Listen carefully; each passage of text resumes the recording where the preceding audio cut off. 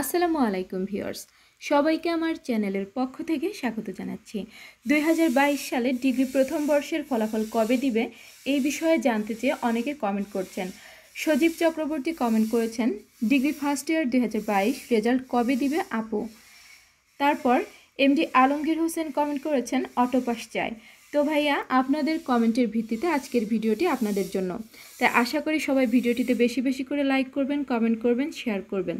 আর আপনারা যারা আমার চ্যানেলের নতুন দর্শক রয়েছেন অবশ্যই আমার চ্যানেলটিকে সাবস্ক্রাইব করবেন এবং পাশে থাকা বেল আইকনটি প্রেস করে রাখবেন যাতে ভিডিও আপলোড দেওয়া মাত্রই আপনাদের কাছে পৌঁছে যায়। তো এখন আমরা কথা না বাড়িয়ে মূল ভিডিওতে চলে যাই।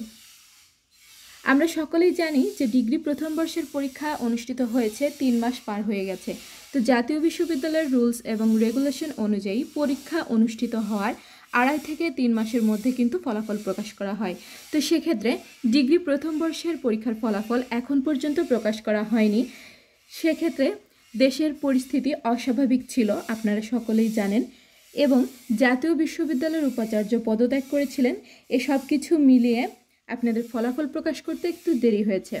তো যেহেতু 18 আগস্ট 2024 থেকে জাতীয় বিশ্ববিদ্যালয়ের সকল কার্যক্রম নতুনভাবে শুরু হয়েছে এবং নতুন উপাচার্য যোগদান করেছেন, সেক্ষেত্রে আমরা আশা করছি অতি দ্রুতই আপনাদের পরীক্ষারই ফলাফল প্রকাশ করা হবে।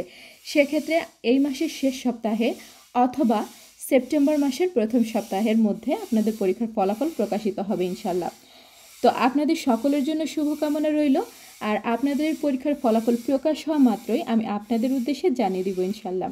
জাতীয় বিশ্ববিদ্যালয়ের যে কোনো খবরাখবর সবার আগে পেতে চ্যানেলটিকে সাবস্ক্রাইব করে পাশে থাকবেন। ভিডিওটি ভালো লাগলে অবশ্যই একটি লাইক করবেন। এতক্ষণ সাথে থাকার জন্য সবাইকে অসংখ্য ধন্যবাদ। আল্লাহ হাফেজ।